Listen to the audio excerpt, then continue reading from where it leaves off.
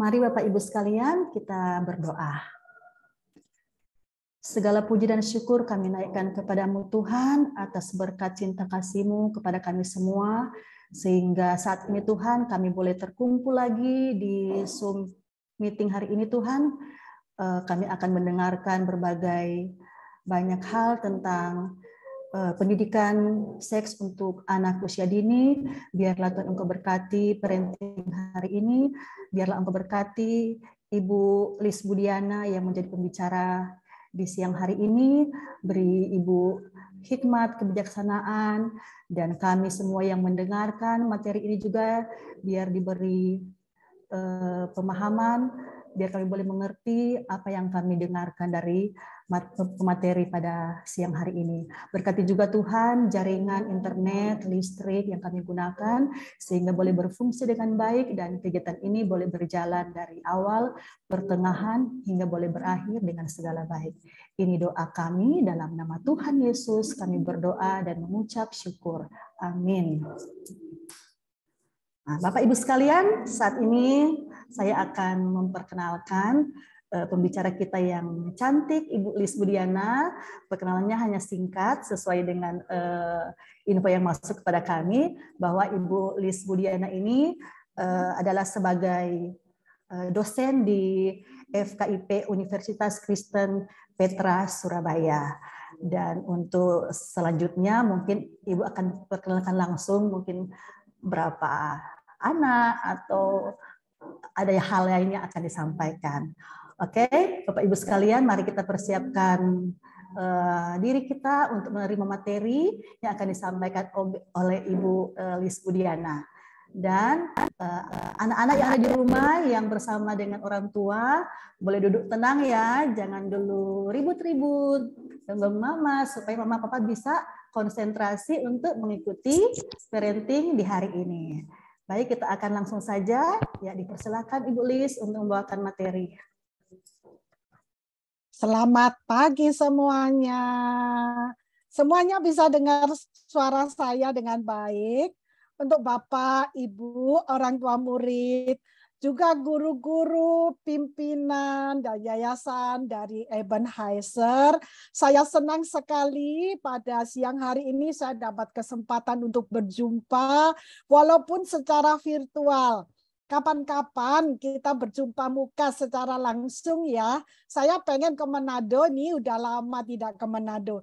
Satu hal yang saya suka dari Manado adalah di pagi hari saya selalu subuh itu dibangunkan, baik di dalam ruang hotel saya itu selalu dibangunkan oleh puji-pujian yang itu tidak saya dapatkan di Pulau Jawa ini. Bagaimana orang-orang Manado itu begitu dekat dengan Tuhan ya. Jadi seperti biji mata Tuhan sendiri, seperti Daud. Nah, Bapak Ibu, saya lebih suka diperkenalkan sebagai seorang ibu. Saya adalah ibu dari 2 orang anak. Yang satu ada di Melbourne, dapat beasiswa dan bekerja di sana. Yang satunya nanti bulan April akan berangkat ke Jepang. Ya, Tuhan itu baik.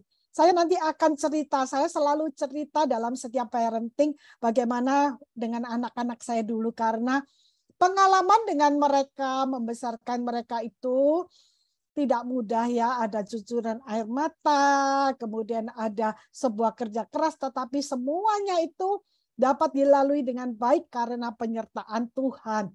Dan itu juga yang akan saya yakini akan terjadi di Bapak Ibu semua, bahwa penyertaan Tuhanlah yang akan memampukan kita. Walaupun tantangannya semakin tahun bukan semakin mudah. Semakin tahun itu semakin tidak gampang ya membesarkan anak-anak. Tetapi satu hal yang saya yakin, bahwa anak-anak kita itu nanti akan berdiri tegak, menjadi teladan, menjadi contoh, menjadi sebuah kebanggaan dari Tuhan yang akan memimpin rekan-rekannya bangsa Indonesia. Dia akan berdiri memuliakan Tuhan. Nama Tuhan yang akan dipermuliakan. Karena anak-anak kita itu seperti busur di tangan pahlawan. Kita pahlawannya yang akan membuat mereka melesat, mencapai sasaran, dan berhasil dalam hidupnya. Ada amin, Bapak dan Ibu. Nah, saya akan memulai share screen saya. Bapak dan Ibu bisa melihat share screen saya? Ya. Nah, hari ini topik kita adalah sex education for early childhood. Ya, apakah pendidikan seks itu tidak terlalu mudah untuk diberikan kepada anak kecil, anak usia TK? Ya, tidak ada kata yang paling mudah atau termudah. Karena kita harus mempersiapkan mereka dengan sebaik-baiknya untuk kemuliaan Tuhan. Ya, Bapak dan Ibu, saya akan. Nah, Bapak dan Ibu, kenapa kita harus mengajarkan sex education itu? Ada 4 hal ya. Yang pertama, dengan kita mengajarkan sex education sejak dini, itu akan membuat anak-anak memahami fungsi biologis tubuhnya. Nantinya walaupun itu belum terjadi seperti menstruasi dan sebagainya, nanti saya akan jelaskan pelan-pelan satu demi satu. Yang kedua, yang perlu kita tanamkan sekarang ini adalah anak-anak itu harus mengenal perbedaan gender, ya, perbedaan seks, perbedaan jenis kelamin, laki-laki dan perempuan. Harus mengenal, mengetahui dan benar-benar menjadi hidup mereka, diri mereka, gender, jenis kelamin mereka sesuai dengan rencana Tuhan. Tuhan itu punya rencana yang adil dan rencana yang sungguh luar biasa ketika Tuhan memintal mereka satu sel demi satu sel di dalam rahim kita ibu-ibunya. Ya sudah ditetapkan dia menjadi laki-laki atau dia menjadi perempuan. Tetapi dunia ini yang sudah mulai rusak mengacaukannya, Bapak dan Ibu ya. Yang ketiga, dengan demikian mereka itu akan berdaya menghadapi pelecehan seksual, menghadapi sebuah perlakuan jahat yang mulai dicoba-cobakan oleh orang yang tidak baik kepada mereka. Mereka akan mampu melindungi dirinya sendiri. Nah, ini yang perlu kita persiapkan, ini yang perlu kita cermati. Dan yang keempat, Bapak dan Ibu, yang lebih penting lagi, kita ingin anak-anak kita itu nanti mengakomodasi seks itu sebagai anugerah Tuhan. Mereka akan menemukan pasangannya, mereka akan menikah, dan mereka akan menikmati anugerah Tuhan yang luar biasa ini.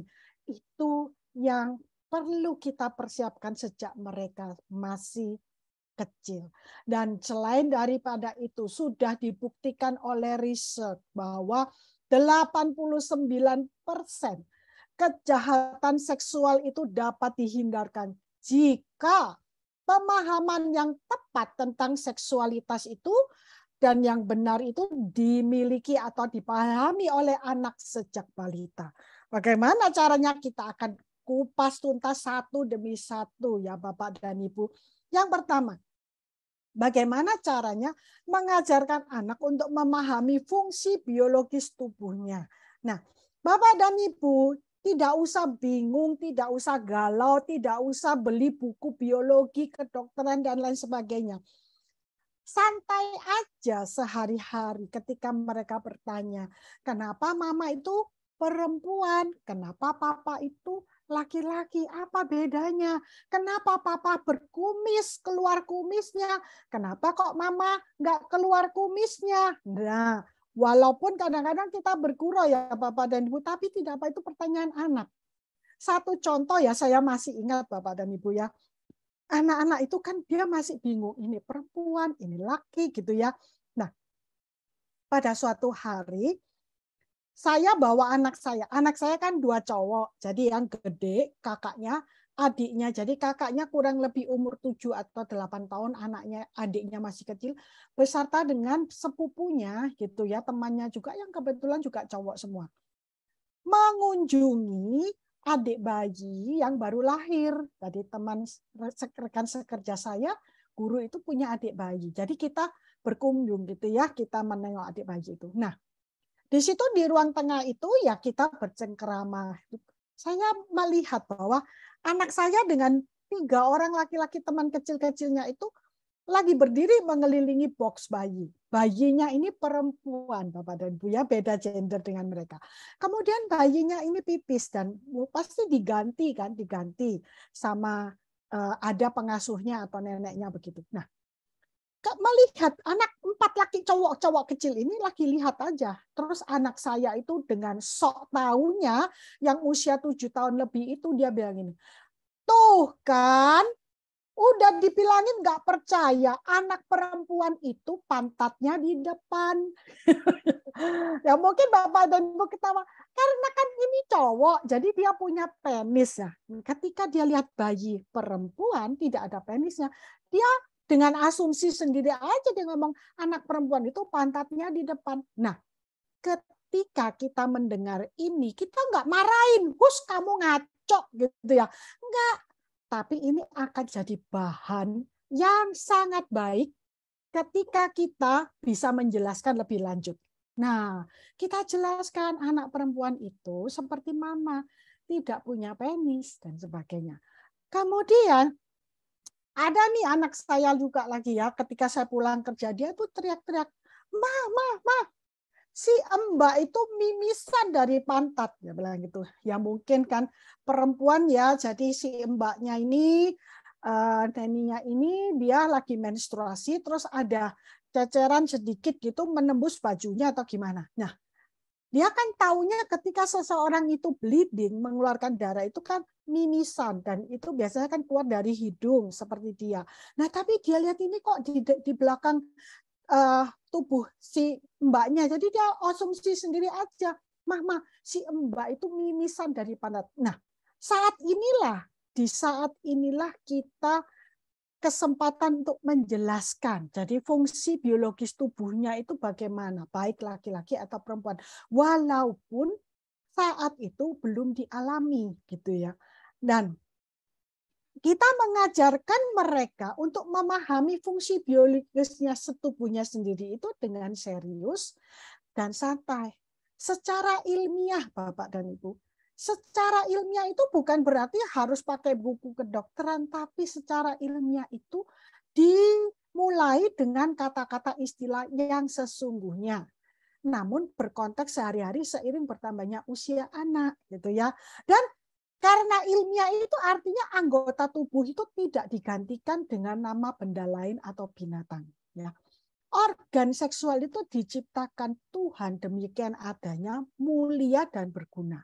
Nah, kecenderungan masyarakat, Bapak dan Ibu, biasanya memberikan istilah karena dianggap menyebutkan penis, atau kalau wanita itu vagina, itu sesuatu yang vulgar, itu enggak baik. Jadilah diganti dengan istilah-istilah yang bukannya baik, malah jadi lebih tidak baik. Malah gak karu-karuan istilahnya gitu Bapak dan Ibu. Contohnya vagina itu digantikan dengan istilah dompet gitu ya. Banyak loh yang ganti vagina itu dompet, bener nggak? Kalau di Jawa itu banyak, kali di Manado enggak ya. Ya bersyukur ya. Nah itu kan repot gitu ya. Kalau misalnya suatu hari ada nenek atau apa gitu, dompet nenek di mana? Loh kan nempel di badannya gitu kan, ya repot gitu ya. Jangan Bapak dan Ibu, jangan mengganti istilah penis dengan burung, dengan pisang, dengan istilah apapun. Penis, katakanlah penis. Dan cara mengatakannya itu juga akan mempengaruhi ini ngomongnya jorok atau ini ngomongnya ilmiah. Katakanlah alat kelamin wanita itu vagina, ya istilahnya vagina. Katakanlah payudara itu ya istilahnya payudara. Jadi jangan diganti misalnya apalah pepaya lah, apalah, jangan gitu ya. Jadi dengan demikian anak sejak kecil itu tahu bahwa itu adalah hal yang serius. Hal yang serius itu bukan hal yang jorok. Hal yang serius itu bukan hal yang tidak benar atau main-main. Serius tapi dengan santai gitu ya. Nah, pada satu hari saya masih ingat ya, anak saya itu yang kecil, kalau pagi itu kan di rumah kita suka putar TV berita gitu ya. Kemudian di berita itu dinyatakan flu burung, flu burung. yang meninggal berapa, begitu ya, berapa orang meninggal kena flu burung. Orang yang meninggal. Nah, anak saya itu teriak karena kan memang sudah terlalu sering dan umum di masyarakat kita itu mengistilahkan penis itu sebagai burung, itu kan. Nah, kalau di Manado apa saya tidak tahu gitu ya. Terus dia teriak, "Mah, flu burung kok yang mati orangnya," gitu kan. Nah, kakaknya ini yang iseng, dia teriak, lah yang sakit itu ya burungnya, tahu? Nah itu kan nggak bener gitu ya. Maksudnya si kakaknya ngolok-ngolok, dia menti karena yang sakit itu penisnya. Saya ceritakan, Dek, bukan begitu. Flu burung itu sejenis virus flu yang kalau dia kena burung, burungnya sakit dan burung itu bisa menularkan ke orang. Jadi kita harus hati-hati, harus cuci tangan. Nah sekarang terjadi kan, kemarin kita pandemi, COVID itu awalnya katanya dari hewan, kemudian masuk ke orang. Nah, kemudian Bapak dan Ibu, orang tua itu sebagai contoh nyata, ya, kita terbuka pada anak, namun positif dan tidak vulgar. Nah, saya tidak menyarankan untuk ayah ibu mandi dengan begitu telanjang dengan anak-anak, semuanya telanjang. Kalau itu budaya di Jepang nggak apa-apa. Tapi kalau itu menjadi budaya keluarga Bapak dan Ibu, silahkan. Tetapi saya tidak, karena kita tidak siap menjelaskan, terutama kalau anak kita itu berbeda gender. Kalau anak saya semua laki-laki kebetulan, jadi dia dengan ayahnya mandi bersama, tak apa, boleh sama-sama, gitu ya. Gitunya nanya, kenapa kok di ayah tumbuh bulu kalau saya tidak? Dia bertanya begitu. Ayahnya menjelaskan, karena nanti kalau tambah gede hormon, ya katakan hormon itu bertambah.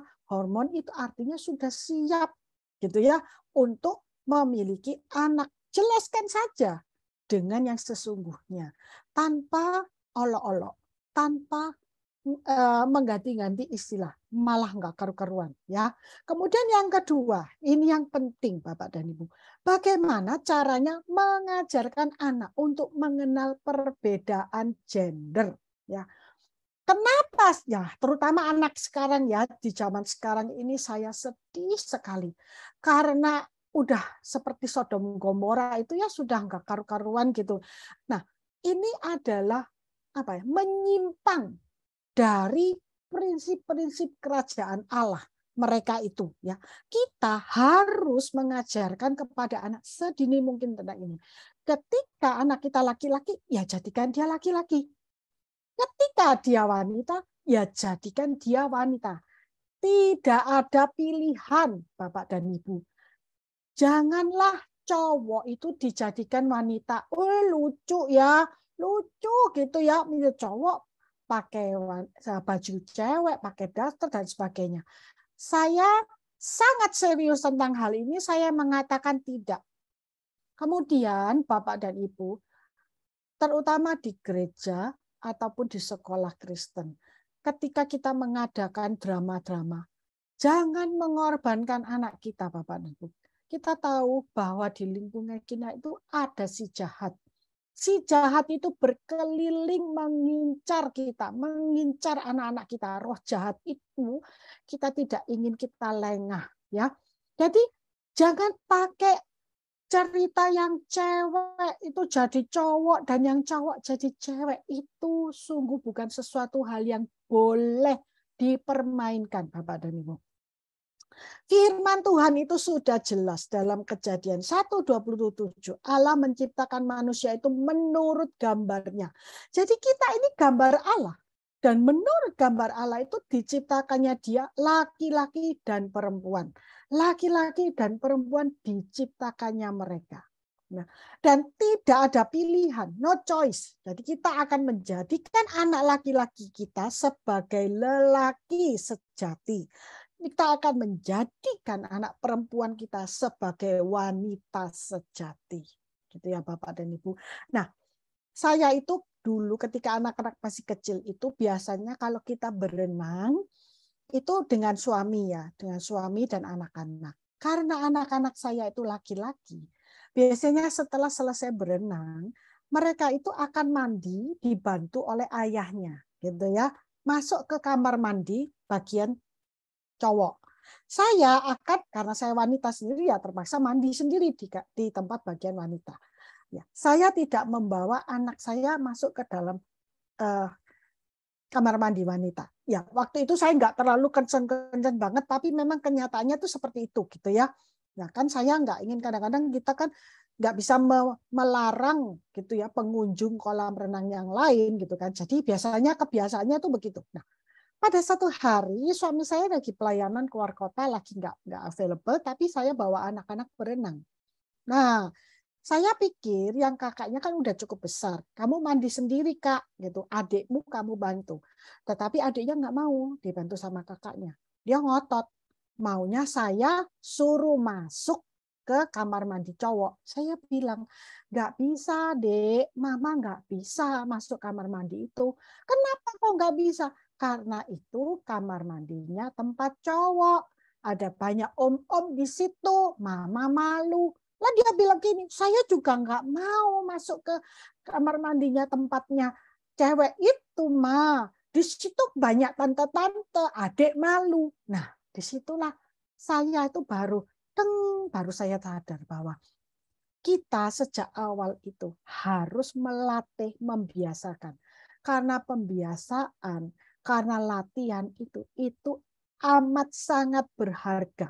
Karena firman Tuhan juga mengatakan, ajarkan anak-anak itu segala sesuatu yang dia patut lakukan. Ya, ketika dari kecil dia dibiasakan untuk jalan di jalan yang harus dia lalui, ketika dia besar dia tidak akan menyimpang ke kiri dan ke kanan. Sedikit pun. Nah, seperti waktu itu anak saya otot-ototan sama kita. Ngotot, dia nggak mau. Saya juga kan nggak bisa dong masuk ke tempat kamar mandi laki-laki. Akhirnya ya sudah, gini, nggak apa-apa, Dek. Nggak apa-apa, karena papa nggak bisa ikut. Saya keringkan aja, nanti kita pulang sampai di rumah baru kita mandi bilas di rumah. Gitu ya. Nah, inilah Bapak dan Ibu, ketika kita mengajarkan hal ini sejak anak-anak itu masih sangat kecil, ketika dia besar, ketika dia pergi ke luar negeri, ketika dia dipengaruhi oleh bagaimanapun juga, kami yakin dan percaya bahwa iman yang sudah kita tanamkan, semua prinsip-prinsip kerajaan Allah yang sudah kita tanamkan di dalam kehidupan mereka sejak masih kecil, itu yang akan membuat mereka mampu berdiri tegak dan bertahan dan mampu menjadi teladan di tengah angkatan yang bengkok ini. Gitu ya Bapak dan Ibu. Jadi jangan panjangkan rambut anak-anak laki-laki Bapak dan Ibu. Kalau saya boleh bilang, saya bilang gitu aja. Kebetulan ini saya di Jawa, bukan bagian dari Ebenezer ya. Saya bilang, ada itu model anak-anak kan masih lucu, tobulis, masih TK. Anak laki-laki rambutnya dipanjangin sebagian. Jadi seperti ada ekornya. Bapak dan Ibu, kita itu manusia. Bukan diciptakan oleh Tuhan makhluk yang berekor. Ya. Jadi jangan bikin aneh-aneh. Saya sangat menghargai ketika sekolah itu yang disiplin.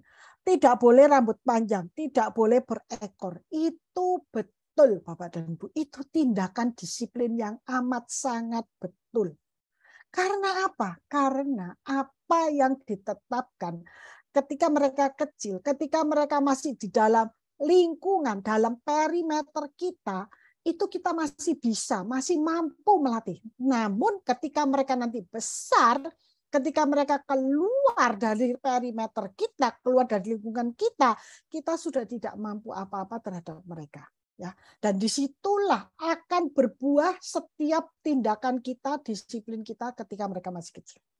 Ya, Bapak dan Ibu. Yang ketiga, bagaimana melatih anak agar berdaya atau mampu menjaga dirinya sendiri dari kejahatan seksual yang mengancam. Apa yang dilakukan di nomor 1 itu membekali untuk nomor 2 dan nomor 3. Apa yang dilakukan di nomor 1 tadi, prinsip nomor 1, bukan main-main ya. Jadi penis itu bukan untuk dibuat mainan, bukan untuk dicoba-coba, bukan untuk dibuka-buka. Itu akan membekali anak Anda untuk dia selamat di tahap ketiga ini. Ketika laki-laki itu tidak baik dengan buka-buka baju dengan perempuan ataupun laki-laki dengan laki-laki pun. Dan ketika dia diminta, ada banyak kejahatan seksual itu, meminta anak itu menunjukkan organ kelaminnya. Karena si pelaku kejahatan ini memiliki kelainan seksual. Nah, ketika itu diberlakukan dan bapak atau ibu sudah mengajarkan yang nomor 1 dan nomor 2 tadi dengan amat sangat baik, maka selamatlah anak ibu di nomor 3 ini. Ya, jadi persentasinya tuh yang perlu kita pikirin. 34% tuh anak di bawah usia 12 tahun menjadi korban kejahatan seksual. Berarti tidak ada namanya usia terlalu muda untuk menyiapkannya. Nggak ada. Dan 66% anak di antara usia 12 dan 17 itu menjadi korban kejahatan seksual. Jadi hal ini menjadi sebuah hal yang penting, yang perlu kita concern kita, yang perlu kita cermati dan kita serius menanggapi dan menyiapkannya. Nah, kemudian yang ketiga, bagaimana anak itu memiliki self defense mechanism terhadap semua usaha perilaku jahat yang ditujukan kepada anak. Step A, ya, yang pertama itu privasi. Nah, kan tadi di kunci nomor 1, sejak bayi bagian tubuh privat itu tidak untuk dipamerkan ke umum. Bapak dan Ibu, saya memahami ya, wong masih kecil aja, bayi aja, jadi ganti pampers di tempat umum. Tidak Bapak dan Ibu, di tempat umum, di bandara, di mana, itu ada ruang nursery untuk anak ganti pampers. Bawa anak ke situ secara privat, gantikan di situ. Kemudian di rumah juga begitu. Nggak apa-apa lah, masih setahun setengah, lucu ya dengan berpampers aja, pakai celana dalam aja, atau bahkan telanjang keluar kamar di ruang tamu, main-main, lari-lari. Habis mandi kita hanya bungkus handuk, kemudian pakaiin bajunya di ruang tengah. Yang kebetulan ada tante sebelah bertamu, ada orang lain bertamu. Jangan Bapak dan Ibu, ketika mandi ya di tempat kamar mandi, tutup. Kemudian ketika memakaikan baju, masukkan ke kamar, ditutup pintunya. Jadi privasi itu harus kita tanamkan, harus kita latihkan sejak dia bayi. Bukan berarti dia masih kecil, payudaranya belum tumbuh dan lain sebagainya. Tidak Bapak dan Ibu. Bukan masalah payudaranya, bukan masalah organ seksualnya, tetapi rasa privasi itu, rasa bagaimana dia percaya diri terhadap bagian-bagian privatnya itu tidak untuk umum. Ini adalah satu bagian dari tubuh saya yang sangat berharga, yang menjadi milik saya dan pasangan saya seutuh dan sepenuhnya. Tidak untuk berbagi dengan orang lain. Itu akan akibatnya baik sekali. Yang kemudian step B, privasi sejak bayi itu dibiasakan menjadi membagi tingkat hubungan privat. Oke, gini artinya gini, membagi tingkat hubungan privat. Kalau dengan mama, itu saya boleh menunjukkan penis saya, menunjukkan vagina saya. Membantu pakai baju itu mama. Atau babysitter saya. Tidak untuk umum. Jadi nggak gampang-gampang, ada tamu, kamu mau pipis, Mbak ini bantuin. Nggak. Dengan guru di sekolah. Kemudian dengan dokter, gitu ya. Itu pun ada mama yang dampingin. Jadi anak itu sudah sejak kecil diajarkan untuk membagi tingkat hubungan. Ring 1, itu ya, yang tahu tubuh saya, yang boleh pegang-pegang, yang boleh lihat itu adalah siapa? Ibu saya, nenek saya, babysitter saya, guru kelas saya. Bukan sembarangan, bukan guru olahraga, bukan guru pramuka, guru kelas gitu ya. Kemudian dokter, itu pun didampingin ayah atau didampingin ibu. Siapa? Ring 2 siapa? Ring 3 siapa? Jadi enggak enak aja orang, Dek, coba Dek buka roknya Dek, pengen lihat sebentar aja. Ya dia akan buka karena siapa dia enggak kenal, tapi enggak terbiasa, ya oke aja. Nah, di sini letak kelemahan kita Bapak dan Ibu. Ketika kita tidak ada, anak itu harus tahu. Dan yang step ketiga, C. Privasi itu sejak kecil dilatih tingkat keterbukaan komunikasi. Ketika bagian tubuh kita yang privat, misalnya gatal, kita itu ngomongnya ke siapa? Kita nunjukinya ke siapa? Enggak sembarang orang lagi gatal di depan, Pak, ini kok gatal ya? Anu saya, vagina saya, nih, liatin merah lah, apalah. No, pantat saya ada gatal. Tidak untuk sembarang orang. Kita ngadunya ke siapa? Ngomongnya ke siapa? Diskusinya ke siapa? Kembali lagi, ring 1, ngomongnya ke mama. Aduh, pantat saya kok gatal kayak gini ya. Digigit nyamuk di sini. Coba dong pakein obat ini obat gosok di pantat saya. Enggak boleh walaupun dia umur 4 tahun. Dia tahu siapa itu yang berhak menyentuh, memasangkan, mengoleskan obat kayu putih ke perutnya itu siapa? Enggak sembarang orang. Gitu ya Bapak dan Ibu. Step D. Privasi sejak kecil diajarkan nilai, value akan benda dan jasa. Tubuh saya itu sangat berharga. Harganya itu amat sangat berharga, jauh lebih berharga dari kue atau permen. Jadi ketika ada orang, Dek, ini aku kasih kue atau aku kasih permen. Coba dong, Dek, lihat penisnya sebentar aja. Penisnya Adek gede apa kecil? Banyak orang yang jahat. Kita tidak tahu niat dan maksudnya Bapak dan Ibu. Dan banyak anak yang sebagian besar sebelum orang itu berhasil melakukan kejahatannya, anak kita diperdaya oleh hadiah, oleh iming-iming hadiah, Bapak dan Ibu. Jadi dia tahu privasi komunikasi, bilangnya ke mama, Mah, aku pengen dong kue ini sekali-sekali. Mah, mintanya ke papa, ke mama. Dan tidak bisa, bahkan ketika kita ada orang yang tidak dikenal, yang menawarkan donat, kue kesukaan anak kita, dia akan bilang tidak mau.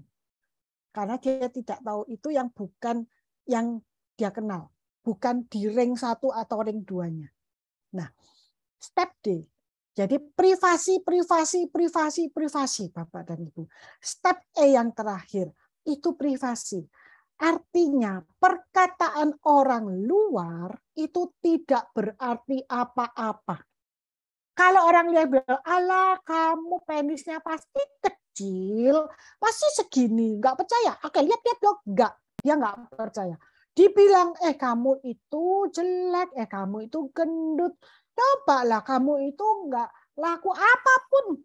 Dia tidak akan terpengaruh karena aku tahu bahwa omongan orang itu tidak berarti dalam hidupku. Mamaku bilang aku itu berharga, mamaku bilang aku itu cantik, mamaku bilang aku itu baik, mamaku bilang aku itu gagah, mamaku bilang aku itu tampan, aku itu pandai, aku itu hebat, aku itu, nah itu yang dia percaya. Dan tidak menurut pada orang lain. Oh, Adek, kamu cantik sekali. Mau ya, Adek, ikut tante? Enggak. Jadi, Bapak dan Ibu, semua ini tidak bisa dilakukan dalam 1 malam atau 1 minggu. Semua ini tidak bisa dilakukan hanya oleh guru di sekolah saja. Kami semua, para pendidik, itu butuh kerjasama Bapak dan Ibu semua sebagai orang tua. Untuk melindungi anak-anak kita dari serigala-serigala, dari inceran orang-orang jahat di zaman yang semakin jahat ini, di zaman yang semakin tidak bertanggung jawab ini, Bapak dan Ibu. Please, lakukan hubungan kerjasama antara rumah dengan sekolah. Ceritakan ke ibu guru, kemarin kok anak saya cerita, Doni cerita di depan sekolah, ada om-om yang begini, begitu. Terbuka Bapak dan Ibu. Ketika orang tua itu membangun privasi komunikasi keterbukaan dengan anak, anak itu akan cerita apapun. Well, yang disampaikan anak itu memang tidak pasti 100% benar. Tetapi yang namanya pencegahan itu pasti akan lebih baik daripada pengobatan.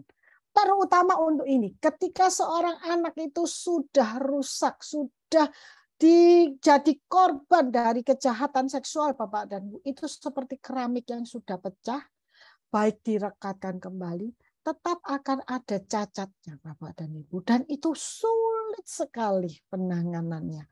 Jadi pencegahan itu adalah sebuah hal yang harus, hukumnya itu kudu, hukumnya itu mesti kita lakukan. Kita tidak akan pernah bisa melindungi anak-anak kita, menemani kemana saja, tetapi kita bisa menguatkan anak-anak kita, membangun self defense mereka, membangun perlindungan diri. Anak kita harus berdaya. Kita nggak mungkin nemenin dia terus nanti kalau sudah SMA kemana-mana sekolah diantar terus ditunggu. Nggak mungkin, Bapak dan Ibu. Dan sekarang ya, kejahatan itu nggak kelihatan orangnya, tetapi kejahatannya ada. Jadi melalui media sosial, melalui HP, melalui pesan yang tidak berwujud. Banyak orang tua itu yang kecolongan. Dan kita tidak bisa memprediksi sebelumnya. Gitu ya. Bahkan orang yang baik, yang kita kenal, tetangga kita yang baik, ternyata dia berbuat jahat. Atau dia paling tidak bermaksud jahat terhadap anak saya. Orang itu dapat menggunakan berbagai macam cara. Jadi yang pertama, kita yang melatih, menguatkan anak kita sendiri supaya mereka berdaya menghadapi semua usaha-usaha jahat yang ditujukan kepadanya. Nah, kemudian Bapak dan Bu, yang keempat ya, kita perlu juga mengajarkan anak kita bahwa seks itu hal baik. Seks itu sendiri bukan dosa. Seks itu sendiri adalah sebuah hal mulia. Seks itu sendiri adalah privilege, hadiah terindah dari Allah pencipta kita kepada kita. Itu anugerah Tuhan bagi kita manusia untuk kemuliaan Allah. Cuman karena manusia yang jahat ini, seks itu menjadi sebuah hal yang kotor, yang menjijikkan. Nah, disinilah Bapak dan Ibu, disinilah peran kita sebagai orang tua dan guru. Bapak dan Ibu, kalau saya boleh cerita ya saya. Pada suatu saat dulu di tahun berapa itu saya adalah kepala sekolah TK. Kemudian di satu hari siang waktu 5 tahun gitu ya. Dia ada temannya perempuan di sampingnya, temannya ini direbahkan, didorong, direbahkan tidur terlentang di depan kelas ini Bapak dan Ibu. Kemudian ditindih. Wah, heboh seluruh sekolah. Orang tua anak gadis ini datang marah-marah dan lain sebagainya. Ya, saya memahami kemarahan. Ya mereka masih berbaju semua. Ini bukan perkosaan Bapak dan Ibu, bukan. Ya memang dilakukan oleh anak laki-laki TK ke anak perempuan TK. Ditindih di depan orang banyak. Lalu saya bilang ke orang tua yang anak laki-laki itu, Bapak dan Ibu mohon maaf. Apakah Bapak dan Ibu tidur satu kamar dengan anak? Gitu ya. Nah, di sini kalau di negara barat ya Bapak dan Ibu, sejak bayi mereka menghargai privasi itu tadi. Anak itu ditidurkan di kamar sendiri sejak bayi. Ketika nangis baru orang tuanya datang. Tapi kalau kita itu sukanya ngumpul kan, kita kan filosofinya itu apa? Kata-kata mutiaranya itu kan makan tidak makan asal kumpul gitu kan. Nah, orang Jawa itu yang mangan orang mangan pokoknya kumpul. Nah, benar itu akan membuat keluarga ini hangat, membuat keluarga ini bersatu. Tetapi awas, hati-hati. Ketika kita sebagai suami dan istri, kita akan menyangka anak itu tidur. Kita tidak tahu Bapak dan Ibu, dia tidur benar atau dia ngelilir atau dia tahu. Nah, dia tidak tahu itu apa. Dia hanya meniru. Anak kita itu lebih meniru perbuatan kita daripada mendengarkan ajaran kita. Kalau diajarin nggak boleh gini, nggak boleh gitu, susah. Tapi begitu kita melakukan apa, dia niru. Itu cepat. Nah, disinilah. Jadi anak itu tidak tahu itu apa, tidak mengerti bagaimana mendidik itu maksud dan perbuatan. Dia melihat, mungkin ini dalam pemikiran saya, bahwa ayah dan ibunya melakukan itu saling menindih dan bahagia. Jadi kalau saya sayang, itu saya harus tindih gitu anak itu. Gitu ya. Nah, ini bukan salah anaknya Bapak dan Ibu ya. Dan ada juga orang tua murid yang cerita kepada saya bahwa saya itu Bu sedih. Anak saya ini tiba-tiba benci sekali sama papanya. Diajak papanya nggak mau, kemudian papanya dipukul tanpa sebab begitu. Lalu saya tanya, Bapak dan Ibu, apakah Anda tidur satu kamar dengan anak? Bapak dan Ibu, aktivitas seksual suami istri itu di mata anak itu adalah kekerasan. Dan anak ini mungkin dia tahu, mungkin dia melihat, jadi dia menganggap papa itu jahat. Papa itu menyakiti mama. Ya kan, itu bagi anak itu adegan kekerasan, Bapak dan Ibu. Itu sebuah tindakan yang jahat kan nggak boleh dorong, tindis, itu jahat-jahat. Nah, jadi Bapak dan Ibu, disinilah ya, saya tuh bilang, ketika anak itu sudah di atas 2 tahun, maksimal 2 tahun deh, sebaiknya pisah kamar. Dan saya tahu itu tidak mudah. Saya juga mengalami kesulitan yang sama, Bapak dan Ibu ya. Sudah disiapin kamarnya, ya. Saya sudah belikan itu spraynya itu, spray itu gambar Spider-Man. Kemudian saya masukin gambar-gambar itu yang kalau lampunya dimatikan itu tetap bersinar. Itu yang pakai fosfor itu ya, ada gambar lucu-lucu saya tempelin di dinding. Terus saya bilang nanti kalau bobok sendiri nanti dapat hadiah dan lain sebagainya. Ya, sudah disiapin, sudah ditanyain. Nanti malam adik bobok sendiri ya. Ya sudah cuma sejam keluar balik lagi ke kamar kita. Pada akhirnya yang tidur di atas spray Spider-Man itu adalah anak laki-laki berkumis, Bapak dan Ibu ya. Nah, saya tahu ini nggak mudah gitu, nggak mudah. Tetapi sebaiknya sebelum usia 2 tahun itu akan jauh lebih mudah daripada nanti kalau dia sudah di TKA TKB. Dan ini sangat-sangat perlu supaya anak itu akhirnya tahu dan dia tahu itu pada usia yang layak dan pokok. Jangan ngomong tentang sekarang media sosial itu sudah another burden, itu beban yang lain lagi bagi kita sebagai orang tua itu ya. Mereka itu nggak tahu usia, mereka akan ajarkan semau-maunya sendiri. Nah, di sini peran. Terus ketika anak itu tahu, misalnya ketahuan nih kita gitu ya, kepergok sama anak di malam. Jangan marah, jangan bingung, jangan bentak anak. Rileks saja, santai aja. Dan kiat nomor 1 tadi. Jelaskan secara ilmiah, gitu ya. Jelaskan secara ilmiah bahwa papa sama mama itu jadi pengantin dulu. Tunjukkan foto-foto pengantin kita. Dan setelah kita menjadi pengantin, setelah kita menikah itu diberkati oleh Tuhan. Berkat Tuhanlah yang akan memberkati, yang mengizinkan untuk seorang laki-laki dan wanita itu bersatu di dalam pernikahan yang kudus. Nah, pernah juga saya punya pengalaman. Ketika anak saya yang jaraknya anak pertama dan kedua itu cukup jauh, Bapak dan Ibu ya. Nah, pada suatu hari karena kan sudah berdoa pengen punya adik. Nah, adik saya itu menikah. Lalu setelah menikah besok, dia masih melihat bahwa baju pengantinnya itu kan digantung di rumah kita. Kan waktu itu kita masih ke rumah yang besar dengan kakek, nenek, dan sebagainya. Dia paksa saya untuk pakai baju pengantin itu. Maksudnya kalau udah jadi pengantin nanti kan bisa hamil, karena dia lihat orang-orang yang lain begitu. Nah, Itulah anak-anak. Jadi di setiap saat ketika ada krisis, ketika ada pertanyaan, kita ada sesuatu, di situ adalah kesempatan emas bagi kita untuk mengajarkan hal yang sesungguhnya tentang seksualitas.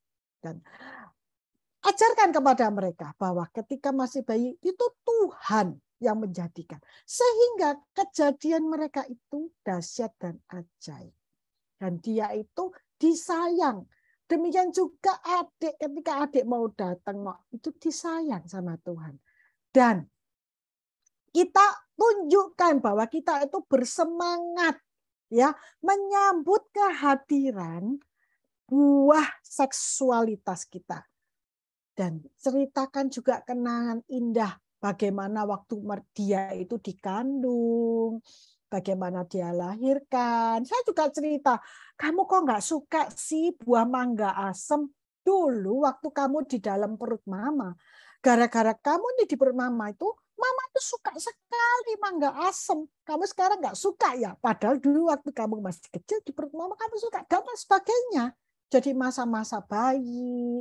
Kemudian ketika ada anak yang lahir, anak berikutnya atau ada bayi, kita sambut kehadiran adik bayi itu dengan sukacita.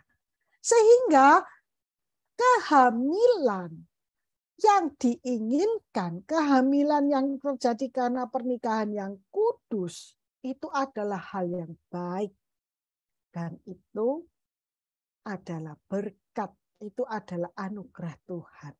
Sehingga pernah anak saya itu juga bertanya, anak-anak yang di panti asuhan, kenapa dia ditinggalkan? Saya bilang karena mereka tidak lahir di dalam pernikahan.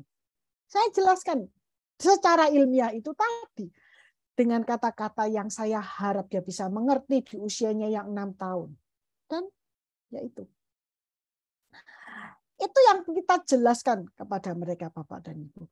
Dan kita juga berbahagia atas setiap seremoni pernikahan. Jadi kalau menikah itu adalah celebration, itu adalah perayaan. Ya, jadi seksual itu adalah sebuah hal yang baik, sesuatu yang indah, sebuah anugerah dari Tuhan. Bukan sesuatu yang menjijikkan, yang berdosa. Bila dilakukan sesuai dengan jalan Tuhan. Bila dilakukan di dalam kaidah-kaidah, prinsip-prinsip kerajaan Allah di atas muka bumi ini. Ya, kita bisa menceritakan kepada mereka, kita bisa menunjukkan kebahagiaan kita dengan anak-anak kita, kepada kerabat, sahabat, dan kita sendiri sebagai orang tua anak. Ya. Jadi yang pertama tadi ada 4 tadi ya, dan itulah yang akan kita lakukan, akan kita siapkan pada anak-anak kita ya, bahwa cinta itu baik adanya. Cinta itu tidak buta. Cinta itu tidak menyesatkan. Karena kita boleh bersukaria, kita boleh celebrate untuk seks kita, untuk cinta kita. Ya, kita jelaskan di Kidung Agung ini ketika ada mulai SD gitu ya. Sosok tubuhmu itu seumpama pohon korma. Tubuh kita itu pohon dan buah dada kita itu gugusan. Buah dada kita itu anugerah, di situ bisa membuat adik bayi dan kamu nak itu tumbuh besar dengan subur. Tapi tidak untuk umum. Jadi ketika tunggu ya mama mau kasih minum adik. Itu tempat tertutup. Atau kalau di tempat umum kita tutup dengan selimut. Sekarang sudah banyak ya kain yang ada yang dibuat khusus dengan ditempelkan di leher untuk menutupin itu. Itu Bapak dan Ibu ya. Jadi ini yang perlu kita siapkan, perlu kita ajarkan kepada anak-anak kita sehingga dia akan menjadi anak-anak yang bertumbuh secara sehat, baik secara psikologis maupun secara kerohanian untuk kemuliaan Tuhan di masa depan mereka yang gemilang. Ini yang saya bagikan. Silahkan Bapak dan Ibu kalau ada pertanyaan, dan sebelumnya saya mohon maaf bila ada kata-kata yang kurang berkenan. Saya akan stop sharing, saya akan kembalikan kepada moderator. Terima kasih Bapak dan Ibu. Wow, terima kasih Bu Lis untuk materi yang sangat baik ini. Saya mendapatkan 4 poin.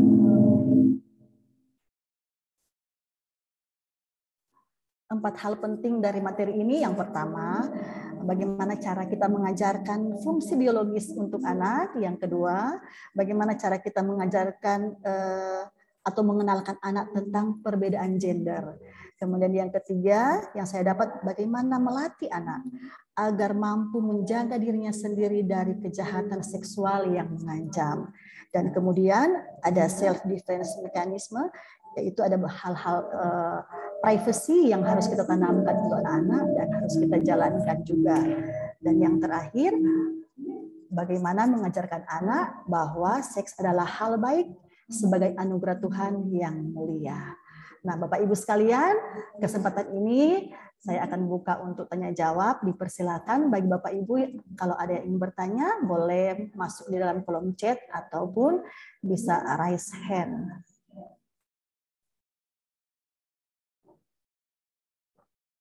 Adakah yang ingin bertanya?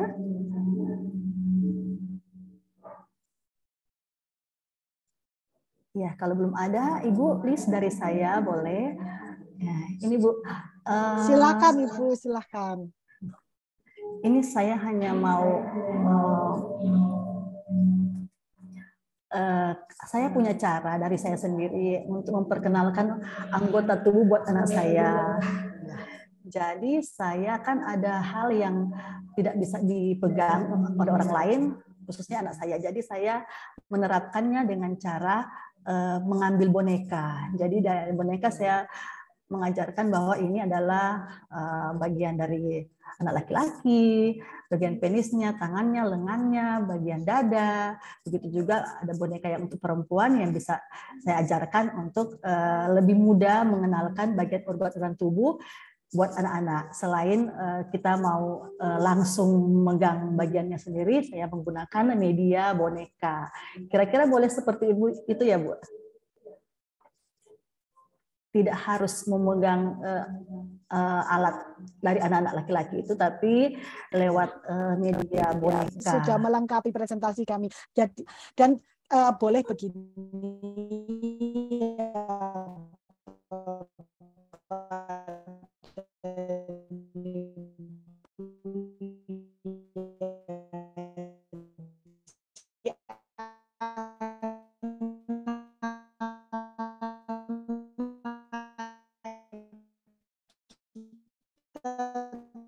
Dia butuh teman. Jadi kalau dia pribadi ya. Jadi kita juga pakaiin loh, nggak laki atau perempuan. Nah, kalau laki-laki ya kita kasih nama yang kelaki-lakian apa gitu ya. Kemudian bajunya juga kita pakai baju cowok gitu. Tapi kalau bonekanya cewek, rambutnya panjang dan bisa dikuncir-kuncir. Biasanya kan gitu ya, Bu ya. Nah, boneka itu kan anak-anak suka. Jadi kita pakaiin baju bonekanya juga baju boneka cewek gitu ya. Jadi itu sebagai privasi juga, kan nggak boleh malu lah nanti gitu kan kita bilang kalau misalnya kan ada anak tuh pegang bonekanya dijungkir begitu gitu ya.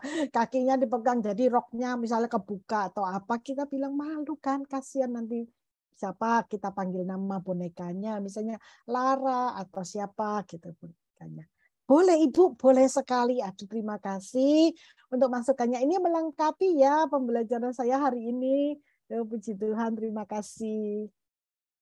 Ada lagi yang lain? Baik Bu, ayo Bapak Ibu, ini kesempatan yang luar biasa untuk kita boleh menyampaikan sesuatu, mau bertanya kepada Ibu Lis, karena jarang-jarang Ibu Lis bisa bergabung dengan kita. Adakah yang ingin bertanya? Atau dari guru-guru TK KBTK Berhesar?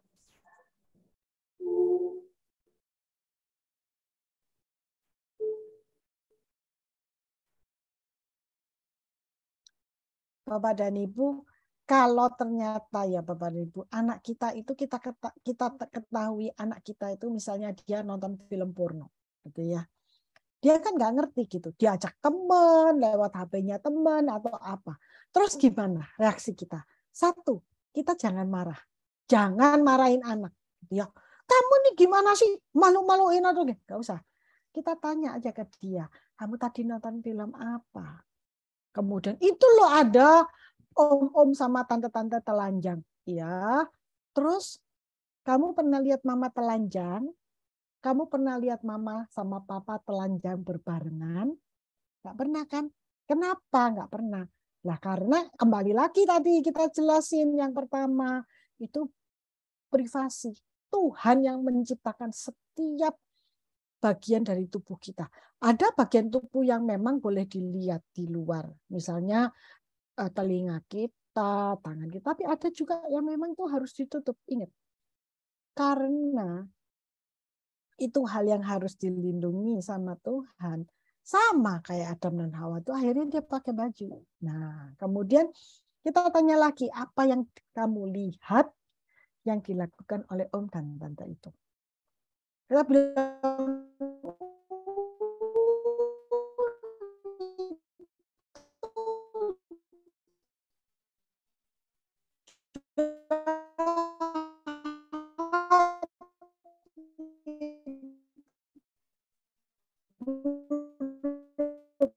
jangan kita bilang itu boleh dilakukan oleh bapak itu suami istri.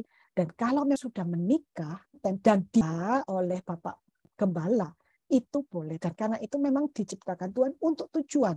Tujuannya apa? Tujuannya untuk satu, punya adik. Yang kedua, untuk jadi teman yang saling menolong dan membantu. Dan sudah direstui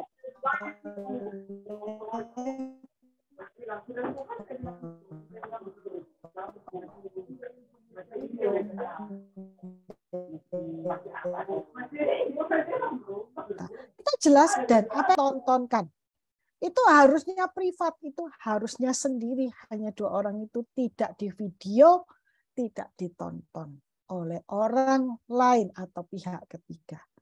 Ada hal yang memang kalau itu dilakukan sesuai itu betul. Jadi saya cerita, waktu itu saya cerita ketika imam itu masuk ke bait Allah, jadi dia dipakein kerincing. Kenapa? Ketika ada hal yang buruk dan dia lakukan, imam itu akan langsung meninggal dan dia harus ditarik keluar. Nah, saya cerita bahwa anugerah Tuhan Yesus itu yang membuat kita tidak hidup di zaman Taurat. Tetapi dosa adalah dosa. Kalaupun tidak sekarang itu diperhitungkan, yaitu akan tetap itu. Dan Tuhan Yesus itu akan kembali ke dunia ini yang kedua kali untuk nantinya setiap orang akan berdiri di hadapannya untuk mempertanggungjawabkan semua perbuatannya.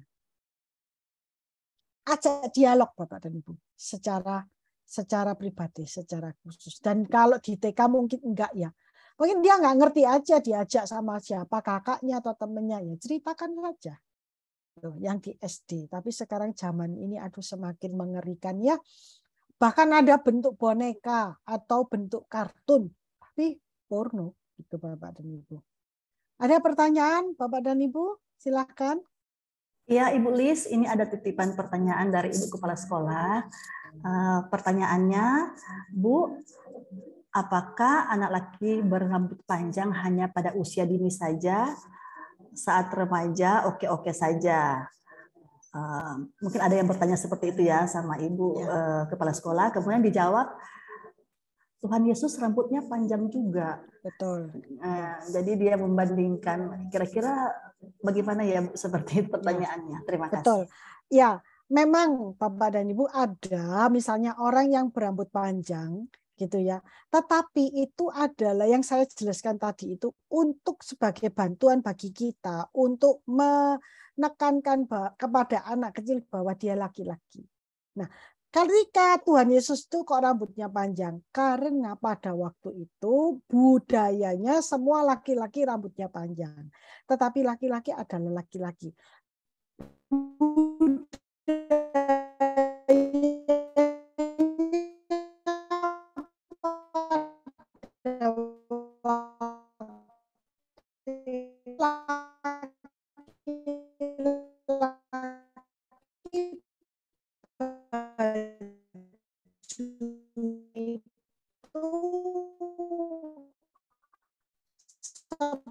daster begitu.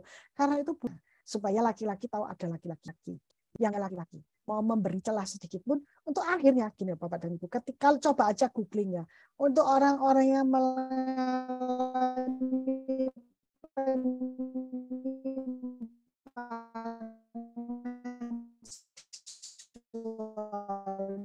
itu biasanya itu hubungan pertemanan kemudian akhirnya jadi selagi mereka itu kecil yang mereka tidak bisa memilih itu kita mau tekankan.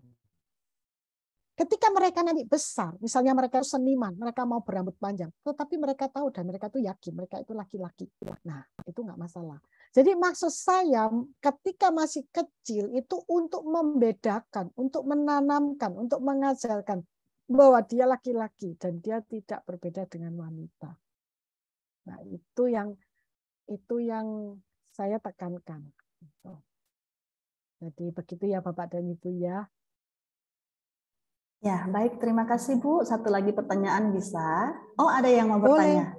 Ya, silakan. Ya, dari Olga Tirsaya. Ya, Halo. boleh Bu, open mic ya. Ya, Selamat siang. bisa dengar? Bisa dengar Halo. Ibu. Oh iya, selamat siang Ibu Lis. Ini Selamat ada siang. pertanyaan sedikit.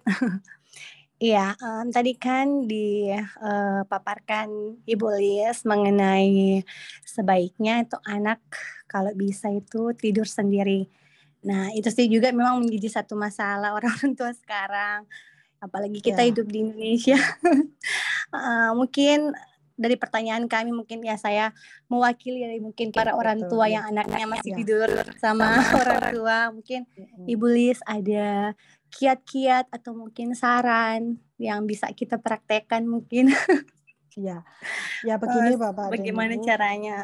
Baik, makasih Bu Lis sebelumnya. Ya, saya memahami betul gitu ya. Memang tidak gampang untuk membuat anak tidur sendiri seperti yang saya ceritakan tadi. Karena kadang-kadang juga karena masalah tidak ada kamar kedua di rumah kita.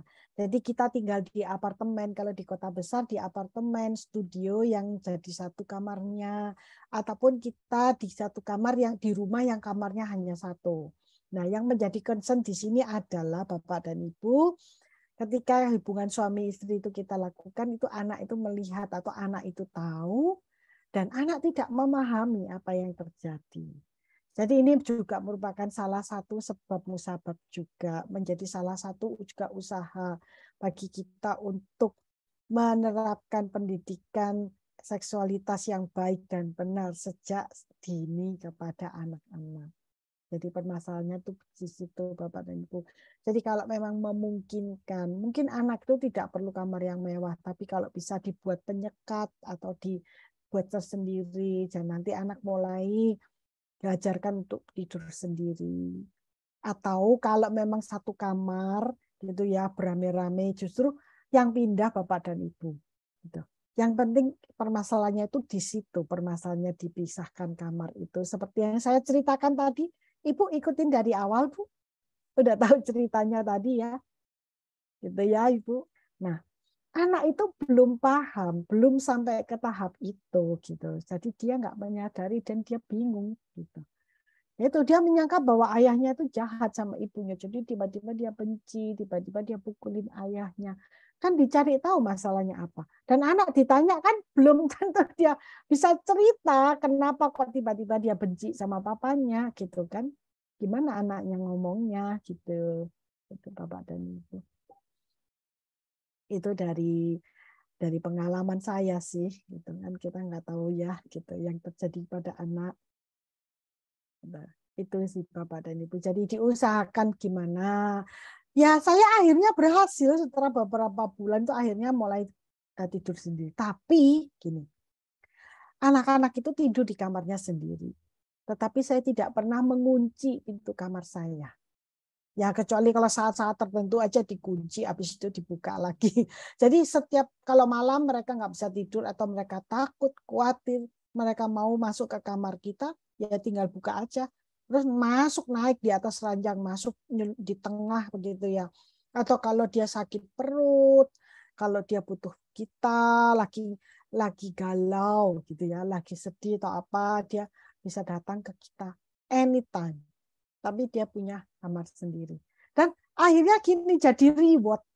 Kalau misalnya papanya keluar kota begitu ya, saya buat sebagai reward kakak dan adik. Jadi yang reward yang baik apa nanti kakak yang bobok sama mama.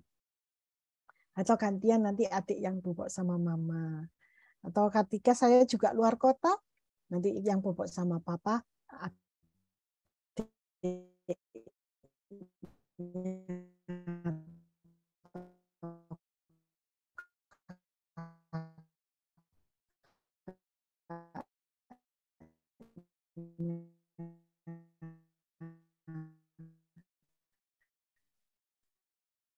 atau dua-dua itu Bapak dan masalah boleh atau tidak boleh. Bapak dan cukup jelas ya Bapak dan Ibu ya. Ya. Silahkan kalau ada pertanyaan yang lain silahkan. Ya, baik. Masih ada lagi yang ingin bertanya? Masih ada waktu 3 menit lagi sebelum kita akan lanjut ke kegiatan selanjutnya. Oke, kalau tidak ada yang terakhir, Bu, boleh tanya? Ya, boleh. Begini, Bu, ini kalau ada orang tua yang sudah tidak ada mama, tinggal papa, Ya. dan mempunyai orang tua anak tunggal. orang tua tunggal, Ya. mempunyai anak perempuan. Bagaimana Ya. orang tua tunggal itu sebagai ayah untuk mengenalkan dan mengajarkan fungsi biologis dan mengenalkan anak tentang perbedaan gender itu? Ya, sedangkan dia seorang ayah dan anaknya perempuan. Terima kasih. Betul, ya. Atau juga sebaliknya ya Ibu, dia seorang ibu, kemudian anaknya laki-laki, gitu ya. Nah, Bapak dan Ibu bisa itu ada orang kepercayaan. Jadi yang dekat, yang Bapak dan Ibu percaya baik. Entah itu kakek nenek, entah itu tante dan om, ataupun hamba Tuhan. Atau kakak guru sekolah minggu, atau guru di sekolah. Saya yakin guru di sekolah juga mengajarkan ya Bapak dan Ibu ya, tidak anak-anak, kenapa kok anak perempuan kalau pipis begitu harus duduk? Kenapa kalau cowok itu berdiri? Kenapa nggak boleh pipis di luar di halaman begitu? Atau dan sebagainya.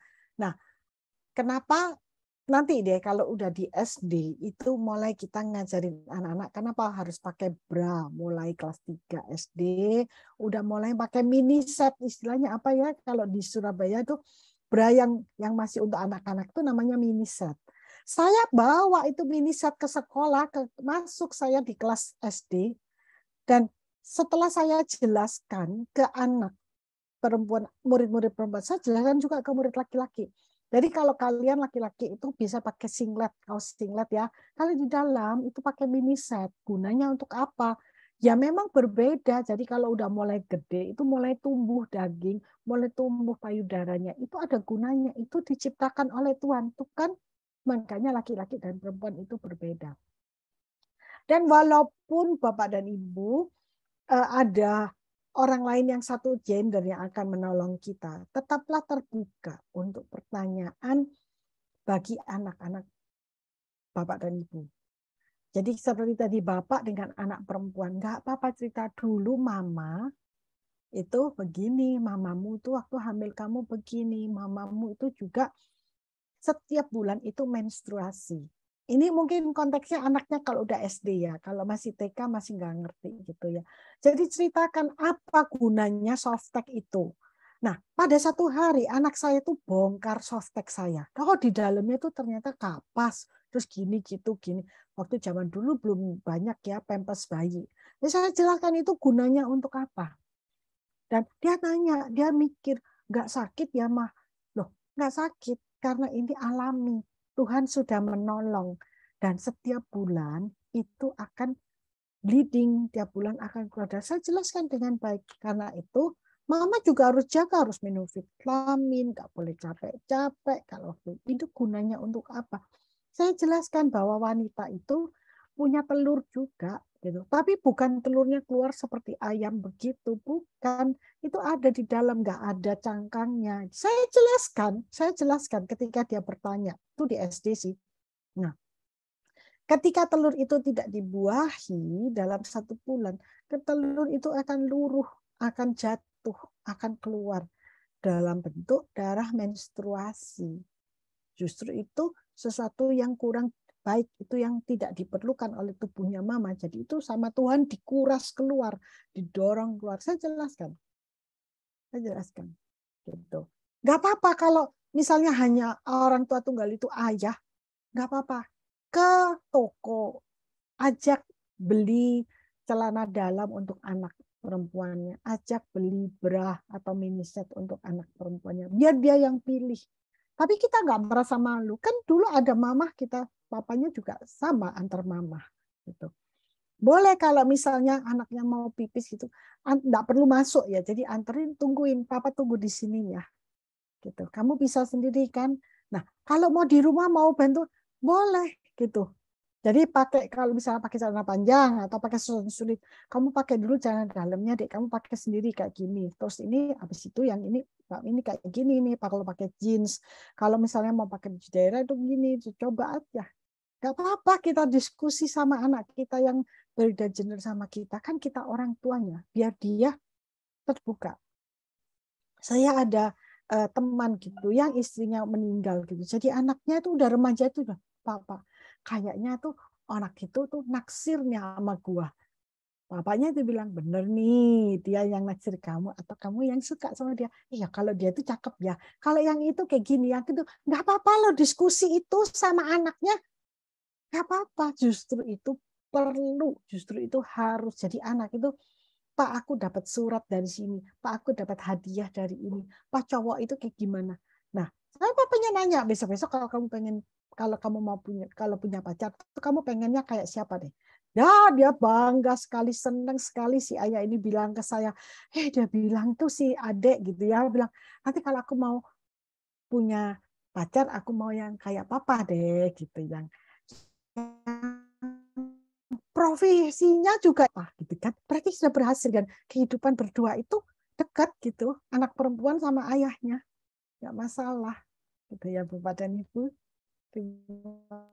Baik Bu Lis, terima kasih untuk penjelasannya, dan Bapak Ibu sekalian, tak terasa kita sudah hampir di penghujung acara, namun sebelumnya kita akan mengambil foto bersama.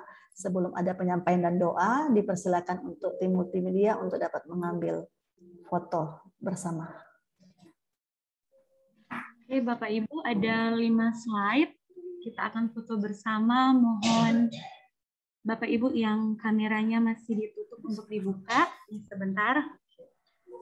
Slide pertama. 1, 2, 3. Slide kedua. 1, 2, 3. Slide ketiga. 1, 2, 3. Slide keempat. 1, 2, 3. Slide terakhir. Oke, terima kasih. Ya, baik Bapak Ibu, kita kasih applause dulu buat Ibu Lis yang sudah membawakan materi kita pada hari ini dengan memberikan emoji clap hands ya. Sungguh luar biasa pemateri kita hari ini. Ya, Bapak Ibu, kita akan lanjut dengan berdoa, namun sebelumnya kita akan mendengarkan satu pujian terakhir sebelum kita akan menutup kegiatan kita di hari ini.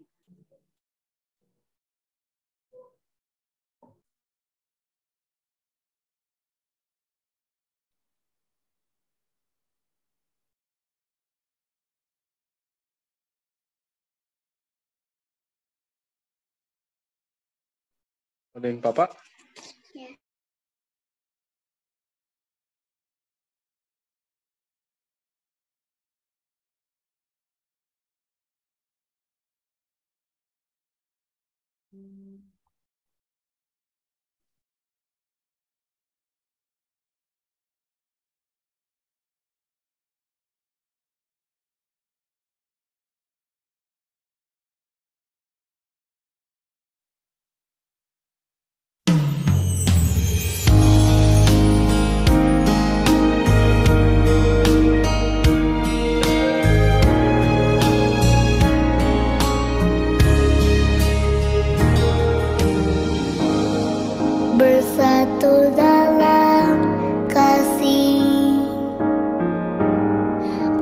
bersama melayani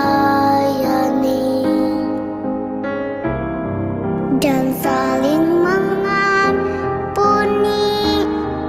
Ini doa kami. Ini rindu kami.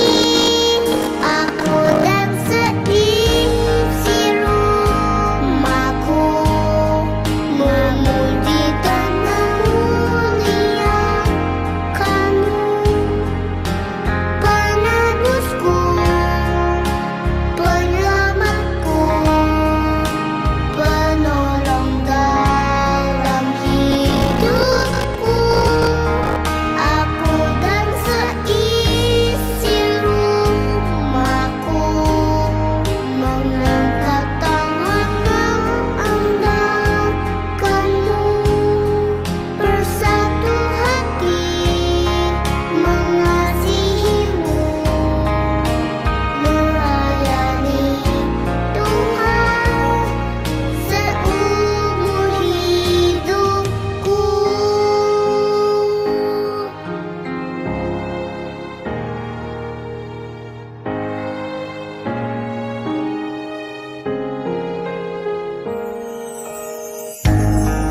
Bersatu dalam kasih, bersama melayani dan saling mengampuni. Ini doa kami. Ini rindu kami. Aku dan seisi rumahku memuji dan memuliakan-Mu, penebusku, penyelamatku, penolong dalam hidupku. Aku dan seisi rumahku mengangkat tangan mengandalkan-Mu, bersatu hati mengasihi-Mu, melayani Tuhan seumur hidupku.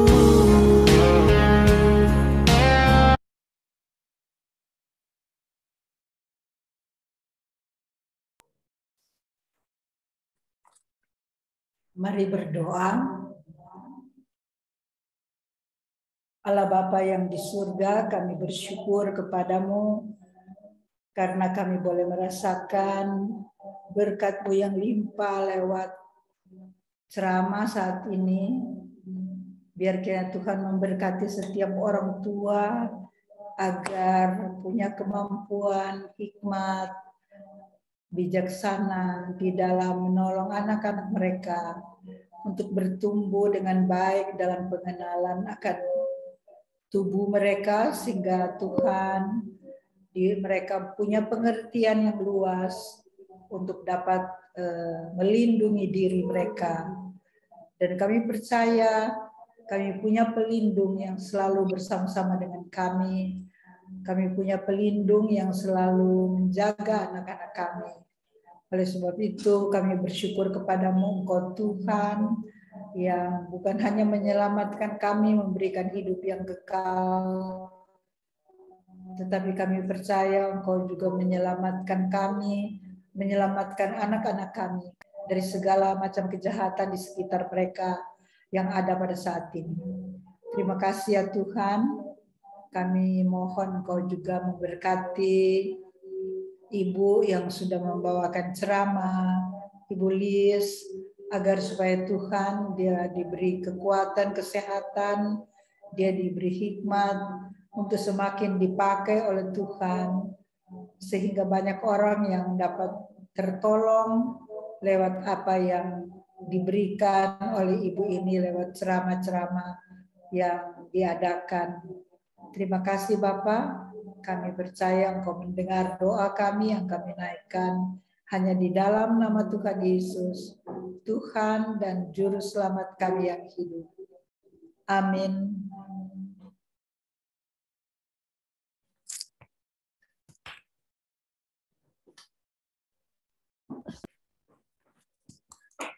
Ya, terima kasih untuk doanya yang sudah dibawakan oleh Gembala Sekolah kami, Gembala TK Ebenezer, Ibu Evangelis Norce Pilar Oro. Dan Bapak Ibu sekalian, kita akan mendengarkan pengumuman atau penyampaian yang akan disampaikan oleh Wakil Kepala Sekolah, Miss Lina Manurung. Dipersilakan.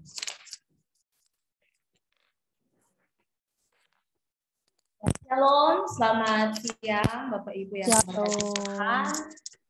Terima kasih kepada Ibu Liz yang sudah membawakan webinar parenting sex education for early childhood di siang hari ini. Tuhan memberkati Ibu Liz. Jika ke Manado, mohon singgah di TK Eben. Ya, kami ucapkan banyak terima kasih. Tuhan Yesus memberkati setiap pelayanan, bahkan di dalam keluarga. Dan bagi Bapak Ibu orang tua yang sudah mengikuti webinar di siang hari ini, terima kasih. Tuhan Yesus memberkati. Bagi Bapak Ibu sekalian, kiranya materi yang sudah disampaikan hari ini juga boleh menolong kita sekalian di dalam mendidik anak-anak yang Tuhan percayakan. Ya, Bapak Ibu yang diberkati Tuhan, sebelum masuk dalam beberapa pengumuman, saya akan memperkenalkan mahasiswa praktek dari Sekolah Tinggi Teologi Amanat Agung Jakarta. Ya, halo. Ya, namanya adalah Miss Tia Tira. Jadi biasa dipanggil Miss Tira, yang akan mendampingi Miss Norce, Gembala unit TK kita. Jadi Miss Tira akan bersama-sama dengan Miss Norce dalam mendampingi di bidang kerohanian. Ya, ini Miss Tiranya. Ya, mungkin boleh buka sedikit maskernya biar dikenal. Ya, Miss Tira akan berada di TK Eben, berada di Manado selama 6 bulan ke depan. Jadi sampai tahun depan Miss Tira akan bersama-sama dengan kita, bersama dengan anak-anak kita juga di kelas. Hai Miss Tira. Halo, oke, terima kasih. Dan untuk informasi, di tanggal 13 September minggu depan ada kegiatan kunjungan dari anak-anak KB dan TKA itu akan berkunjung melihat beberapa ikon-ikon atau tempat-tempat wisata di Kota Manado dan juga ke Pasar Segar untuk melihat kuliner dan juga situasi dan kondisi yang ada di pasar. Ya, tentunya dengan bus sekolah kita dan orang tua mohon untuk tidak mendampingi anak-anak karena ada guru-guru yang mendampingi. Kemudian untuk TKB akan berkunjung ke God Bless Park dan juga Tugu Lilin. Untuk info selanjutnya nanti akan disampaikan oleh guru-guru kelas. Dan di tanggal 19 sampai 23 anak-anak KB, TKA dan TKB akan libur mid semester karena anak dari SD sampai SMA libur mid. Jadi dari TK sampai SMA akan libur mengikuti. Kemudian guru-guru akan mengikuti pelatihan yang sudah diadakan oleh pihak sekolah. Dan di tanggal 30 September sesuai dengan kalender pendidikan kita, ada kegiatan pengucapan syukur dan juga puncak proyek tema Sulawesi Utara Daerahku. Dirangkaikan juga karena bulan September adalah bulan pengucapan syukur dalam rangka hari ulang tahun Provinsi Sulawesi Utara. Jadi kita akan bersama-sama merayakannya di tanggal 30 September dan kami memohon kerjasama dari Bapak Ibu orang tua karena kita akan berkolaborasi bersama-sama dalam kegiatan ini. Ada proyek yang akan dikerjakan bersama guru dan anak-anak, yaitu guru-guru akan memperkenalkan makanan tradisional dari Sulawesi Utara.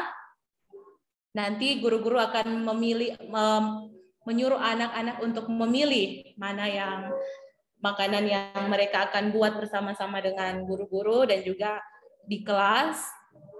Dan untuk info selanjutnya nanti akan disampaikan oleh guru-guru kelas nanti.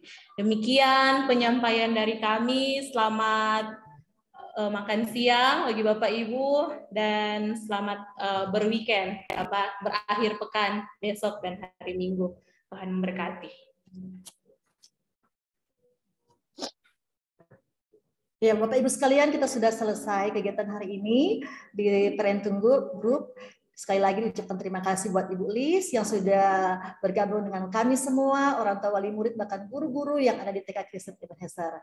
Tuhan Yesus memberkati Ibu Lis, dimanapun perjalanan berada, senantiasa diberkati Tuhan. Amin. Terima kasih. Senang sekali bisa melayani Ebenezer Manado. Tuhan memberkati. Ya, Bapak Ibu sekalian, kita sudah selesai dengan kegiatan ini dan sampai berjumpa lagi di kegiatan Parenting Group selanjutnya. Tuhan Yesus memberkati. Selamat siang. Hai. Selamat siang, Tuhan Yesus memberkati. Selamat siang, Tuhan Yesus memberkati.